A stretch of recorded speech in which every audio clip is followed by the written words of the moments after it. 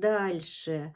Его разговор о казенных людях, разговор с бубновой дамой к бубновым надеждам, слезный разговор, разговор с угрозами.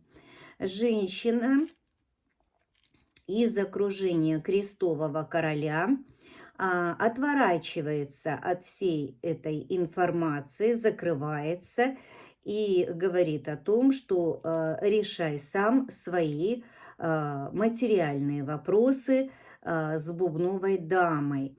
Типа я тебе тут не помощница. Эта женщина может быть мама, бабушка, сестра, родственница, да, жена брата. Ну вот мы тут не помощники, потому что также ложится мужчина и женщина, оба отвернуты. Да, у вас там свои вопросы, разрушения, казенные бумаги какие-то.